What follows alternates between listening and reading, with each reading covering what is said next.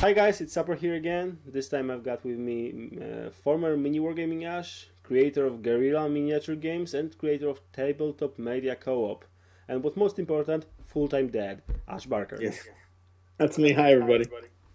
Hi Ash. For those of us that don't know you, tell us a few words about you and your history with wargaming. Oh, well, I started wargaming in about 1988. I discovered a little advertisement for Citadel Miniatures in the back of some Choose Your Own Adventure books called Fighting Fantasy.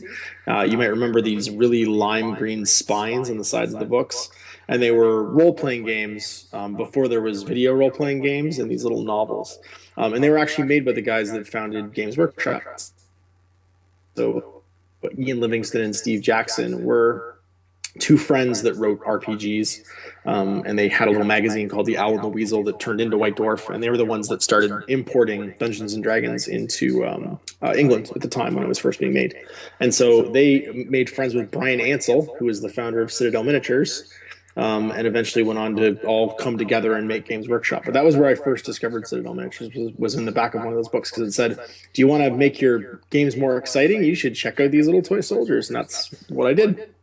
And that kind of led to a lifelong fascination with painting and collecting toy soldiers. I think one of my first ones was a Ral Partha undead troll. It's just a terrible miniature. Like it looks like it looks like it should be dead, or like the guy that sculpted it maybe was dead, because it's just lumpy and awful. And I painted it when I was about 8 or 9 years old with testers enamel, like model car paint, and just kind of slapped it. I had no doing. And that was my sort of introduction to miniatures. And then as I got a little bit older, I had a friend whose older brother played Warhammer. And that was my introduction to wargaming, and not just collecting models for the sake of collecting models, but playing games with them too. And then from there, in 2001, I started working for Games Workshop while I was at university. And I worked for Games Workshop until 2014. At the end, I was for the last 4 years I was with Games Workshop. I was running the retail sales channels in North America. And then I was also head of the training and development team in North America. I left in 2014 when my work permit ended in the US, and I came back to Canada because I had a small child and another child on the way. And then that was where I kind of by accident ended up working at Mini Wargaming, because I was just looking for someone to play Infinity with, and I went and played Infinity with them, and then they ended up offering me a job. And I worked there for a few months until we parted ways. And then this sort of introduction to YouTube and people wargaming online happened. And now we are where we are, where I decided I was going to keep making videos, and people decided that I should do more than just keep making videos. And now I'm staying home with my kids. Your channel is really amazing because it is fully community driven. It was made by the people's demand. Yes. This is not a popular thing these days. No, and I think that's interesting, because it's a lot of very different people, like a lot of very different stuff, and that was sort of what I guess I've tried to embrace, was that the channel and the sort of content I was going to make was about wargaming, and wasn't just about people identifying as like, this is the best war game or that is the best war game. It was going to be about toy soldiers and all of those great things that people out there are doing with them. And so I've ended up doing a lot of stuff on indie games, and kind of trying to make myself a spokesperson for playing with toy soldiers just for the sake of playing with toy soldiers. And we've had a lot of success with that. A lot of people have kind of responded really well to that. And then just to play, and because I think that's what is intended when you play toy soldiers, is that you have this great sort of shared immersive experience where you enjoy the fruit of your labors, to sort of put a sort of name to it. You're both enjoying seeing all this hard work that you've done create something, and the people that are watching it seem to really kind of resonates with them, I guess, and they seem to really enjoy it. So I'm really enjoying making it, and people seem to be enjoying watching it. So far so good. Yes, and tell us a few words about tabletop co-op, because this is as well quite a huge project. Yeah, well, that was so when I was in art school, that was something that a lot of artists did in Toronto, because artists are generally poor. They don't have a lot of money. And in a big city like Toronto, space is one of the most expensive commodities you can have. So to really properly produce media, you need some fairly controlled conditions, and it's not hard to do. You just have to know what you're doing to shoot properly. You have to have a room that's lit appropriately. It has to have the right light. You'll notice that my videos, the models tend to be more in focus, and the table tends to be a little closer. And it's because I actually built a table that's like bar height. So like, you know how when you go into a bar, the tables and the stools are about probably to your chest. Well, that's how high the gaming table is in the co-op. And that was so that when I was filming, you didn't have this far away shot of all the miniatures. You could actually see, you could still get up close what was happening. You could see dice rolls. And so the idea behind the co-op was we made an appropriate space where people who were interested in making this kind of media could make this kind of media. And I guess just sort of by virtue of being in the Niagara region in Canada, you're near mini wargaming. And so you're around a lot of people that either have done this before or do this as a hobby, because it's like Games Workshop. Games Workshop in Nottingham. There's so many companies that make miniatures in Nottingham just because Games Workshop's been there for like 30 years. Well, mini wargaming's kind of turned into that for media production. So there's lots of guys that either used to work there or who just also make media. And I happen to know two really talented ones, which is Owen and Mike. And when this was happening, I sort of just messaged them and said, hey, so I have a lot of money for some reason. I have this idea. Would you guys be interested in sharing this space with me and working with me? And they said yes, because it's a lot easier to do something like this when you have like a dedicated workspace and you can invite people, not in your home, but like you can actually invite people to like a location where you can all just hang out and do work and get stuff done. So it's been really good because we're all three different guys doing three different things, but we get to share resources. So like Owen's really good at playing games and really good at like that sort of like that understanding the meta of how people play and the competitive circuit and stuff like that. Mike is an incredible artist. Like he's a great painter, but he also does casting. He makes a lot of his own stuff. Like he sculpts. And so you have them at like either end of the spectrum, and then you've got me in the middle, kind of who's interested in both. but it's a lot of work to do sometimes. So it's like, hey Mike, could you cast this for me? Or it's, hey Owen, how does this work in a game? And we all kind of complement each other really well. And so it's just been me basically taking my knowledge of like how artists work together and creating just a shared workspace that we can all kind of work into. And that means that if it was just any one of us trying to do that, the cost would be really, prohibitive. Like you'd have to make anything you really made doing what you were doing would probably get eaten up by the cost of making it. But if three of us are together doing it, then the cost is fairly marginal and we can all enjoy like a great workspace. And we all share things like the recording studio, the terrain. I mean, it all technically belongs to me, but it belongs to the co-op. So they have access to it and they can use all the gaming mats and the terrain stuff and everything. Anything that people have donated, like we just make that available to everybody and everybody can just use it until Owen breaks it and then I have to fix it or Mike has to fix it. Okay, great. And so that's it. That's pretty much what the co-op is. It's a lot simpler than it sounds. Like it sounds like a big fancy idea. But it's just I did a show a long time ago called for the Machine Shop for Mini Wargaming where I talked about gaming clubs. It's effectively a club space for guys that create media content. And I was just the one that had the resources to make it happen. And now that it's rolling, it's kind of just sustaining itself. Cool. And you decided that you are going to use the Patreon for supporting your project, yeah? Yep. Patreon was an interesting thing. I know a lot about Patreon because, again, I have a background in art before I had a background in business. And that was a sort of really unique thing that's come onto the scene. And to give you guys sort of an idea of what Patreon is, a lot of really major artists use Patreon as a way of basically circumventing the way that the art has been sort of industrialized, or art has been turned into a mechanism that's, like the way music is today, where there's these big record labels and you work for the record label, but you never really see the money.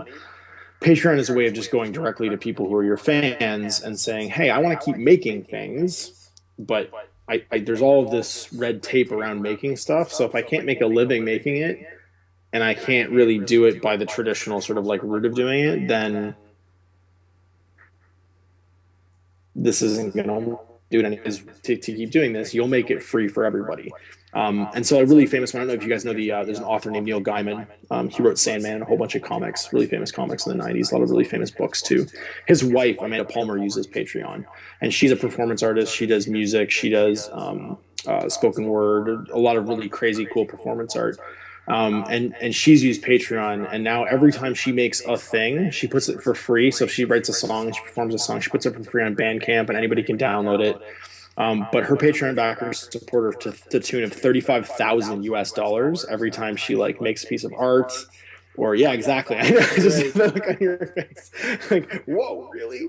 But people are really using this sort of like crowdsourcing art successfully. And of course, I'm in no way, shape, or form, that big. But it was a way of not having to go the YouTube route, because the way that you get sort of like able to support yourself by going through YouTube is you make what's popular, right? So you make what's popular and you try and get as many eyeballs as possible to look at what's popular. And that's how you generate advertising revenue. And I knew that that was never going to work, because I don't even I like popular miniature games, but that's not what this whole thing was supposed to be about. It was supposed to be about weird stuff, right? Stuff you don't see every day and stuff you don't see anywhere else. And so going the traditional sort of YouTube route wasn't going to make this work. And so going to Patreon allowed me basically to just say, well, it's all going to be free. It's all going to be on YouTube, and anybody can watch it, but it's going to be different. And so the reason you support this isn't because it's, the stuff that you can find everywhere else. And people would ask me, for instance, like, do you not like 40K? You don't make lots of 40K battle reports, and 40K battle reports seem to be the biggest thing on YouTube. And I'd say, no, I like 40K. 40K is great. I just lots of people make 40K, so it doesn't make me different to make 40K videos, right? It's not what people are looking for that support me. And so Patreon is just this really great method of being able to do the thing that the people that initially had this idea that said I should do this, that they want, and still make it feasible to support the co-op and have like a revenue stream that actually like helps out my family and stuff, without having to wait, 7-8 years of trying to get YouTube subscribers and grind away at this YouTube money thing, right? So YouTube is a sort of a popular man's game. It's like there's like 7 million people making Minecraft videos on YouTube, but only like 2 of them make any money. so no one was ever gonna, I wasn't ever gonna be able to support the co-op making videos for things like This Is Not a Test, right, which is the Fallout game that I just did a whole video series for. That was never going to grab 7 million eyeballs and have people get all excited and get me all kinds of YouTube revenue. So what I had to do is I had to figure out a way of going around it, and the way that I did it was through Patreon. And Patreon's been amazing because it means that a much smaller audience of people can get a very unique thing made and that they like, as opposed to me having to try and make something that was sort of mass market and popular, and chase being able to support the co-op that way. Okay, and many YouTubers decided to start the community with crowdfunding, like Kickstarter or Indiegogo. Why you haven't tried this way? Well, I did Kickstarter initially for and Indiegogo for the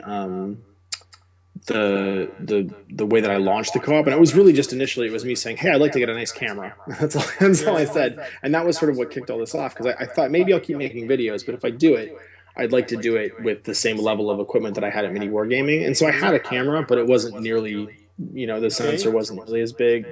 The camera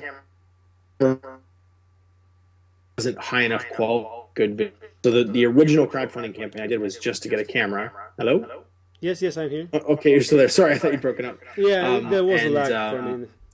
And what happened was, in the first like 4 hours, the crowdfunding campaign was like quadruple what I was asking for the camera, and I had to figure out what else I was going to do, and that's how the co-op came into being. So I mean, I might revisit something like crowdfunding again, but the nice thing about Patreon is there's not rules like there is with with an Indiegogo campaign. So like, for instance, if I was going to do it, what I would want to do is I would want people to be able to receive something, and right now I can't really do that because of all the rules for like, for instance, if I wanted to do an Indiegogo campaign and say if you were to pledge to this level, then you get entered into, like, I could paint a bunch of armies and then say, if you pledge to me, you could get a raffle ticket to win one of these armies, right? Yeah. But there's laws in Canada basically preventing that, because it's now a form of lottery and gaming. So it falls under like the casino style stuff. So I can't do something like that. Whereas if people support me on Patreon, And let's say I get something cool from, you know, an indie developer. Like I just got a bunch of bases from Todd Swanson. And what I did with those bases was I randomly out of a hat picked names of my Patreon backers and just sent them to them. So there's like a couple guys in Sweden and a guy in Germany, I think, that are just getting bases in the mail, because like that's a way that I can support the people that support me all the time and not break any of these rules, as opposed to doing crowdfunding where it's like one big lump of money, but there's all kinds of restrictions on how I can run it and what I can do. So the Patreon kind of works better because it's all the time. And people can just pledge what they feel is right. There's no like, I don't have to set levels or some kind of like, hey, you know, this is worth this much money, that's worth that much money. People can just decide what they want to support me to. And I can still do things like, you know, give out really cool stuff that people like these indie developers and stuff are sending me, to just sort of like, you know, thank these people that are making these videos possible. So the Joey who made This Is Not a Test, the guy who made the Fallout miniature game, he was so happy with the series that we did that he actually sent one of my Patreon backers like one of everything he makes. So he sent him a free copy of the rule book plus like one of every miniature he makes, just as like a thank you, because the video series wouldn't have been made otherwise. So normally what Joey has to do is he has to get, you know, a space at a convention and stand there and actually show people how to play the game. But in the course of, you know, July, 10,000 people got to check out his game. And it's not because of me, it's because of the people on Patreon that wanted to see something like that, right? They're the ones that made that possible. And so for a guy like Joey, you know, who's literally lugging gaming tables to conventions all around the States to go show a game to like a few hundred people, having 10,000 people get excited and check out his game is huge. Yeah, it's absolutely, it's crazy. It's huge. And so I'm actually going to be doing that again in August for another indie game. I'm hoping in September to be doing another indie game too. And like just being able to like, there's so many cool things out there that you can do with like just with models, and people don't get to see it all the time. It's hard to get that in front of people. So the people that are doing the Patreon and backing me are the ones that are making that possible, and being able to send them something and have them feel like they're part of it is, I think, a really important part for me. So using that instead of using something like a crowdfunding campaign, I think is working really well. Cool. And what do you think should know people that would like to run a community-driven project, whether it is via Patreon or crowdfunding? Mm-hmm. Sorry, if you were to do it, is that what you're asking me? No, what should do? What should somebody would like to try to do it? Okay. This way? So if you were starting that project, if that was something that you thought that was going to be important, I think the first thing you have to figure out, and this was to figure out in like 2020, not something, but looking back at those crazy like couple of days during the Indiegogo campaign, I think the big key thing that people really resonate to is you have to tell them why you're doing it. It's not about what you're going to make, because everybody's making something. Everybody says, hey, I make great videos. Everybody's saying, hey, I'm going to make this thing and hopefully you'll like it. And if you back me to some money, then you'll get to have it or see it or whatever.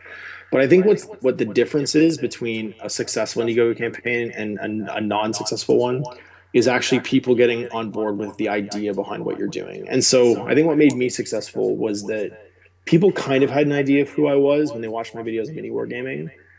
And I did a few sort of like test things that I was really excited about. Like I did like an indie game spotlight. It was only one episode, but people got really excited about it.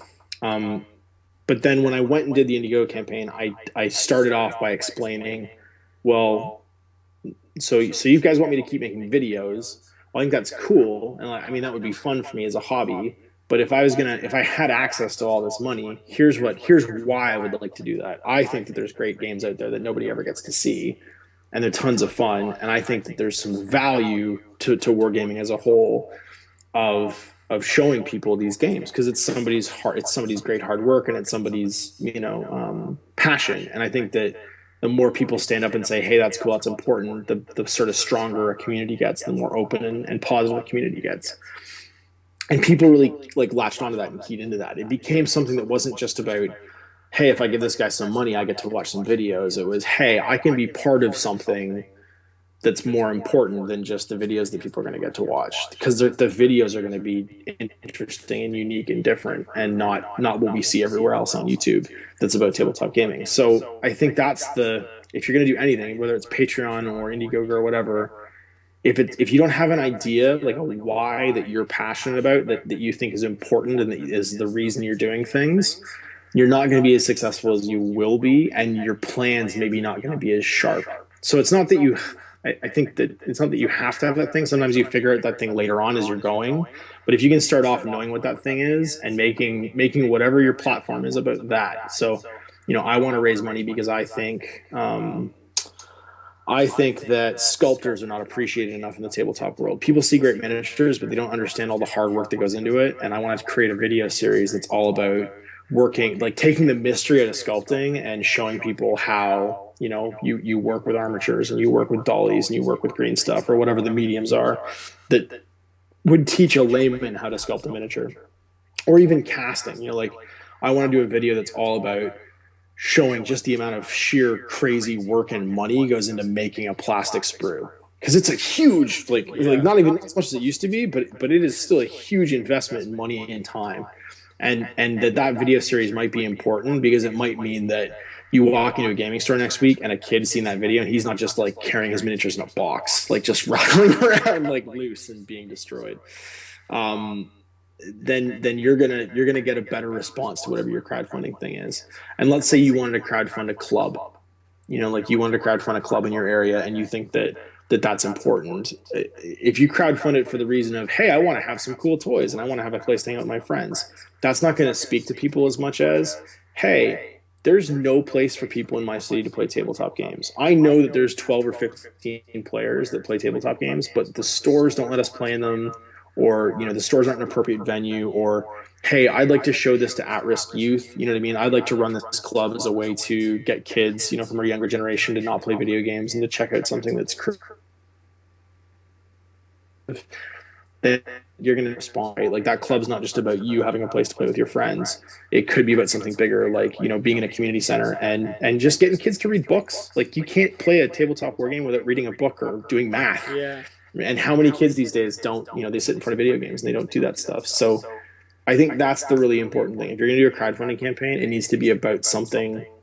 If you really want to be successful, and it needs to be about something you believe in. Like if you say it's about that, but it's actually not, and you're just lying, you're making it up, that your project's going to fail anyway. It's not. Yeah. You're going to get some money, and it's going to fall apart later down the road.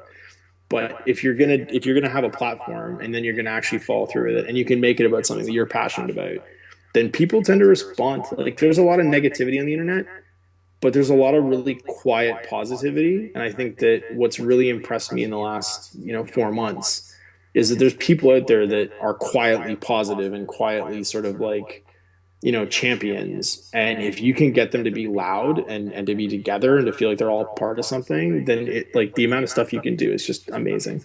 Yeah. So thank you very much for giving me a piece of your very very expensive time these days. So thank you. Also, thank you for having me on. I hope that stuff made sense. I mean, I'm by no means like a Patreon or Indiegogo expert, but I can just sort of share what my experience in the industry, and then my last sort of like 6 months experience in this weird community of people on the internet all sharing a passion for tabletop, it sort of like has taught me. And yeah, it's been a wild ride. Great. Thanks once again, and stay safe.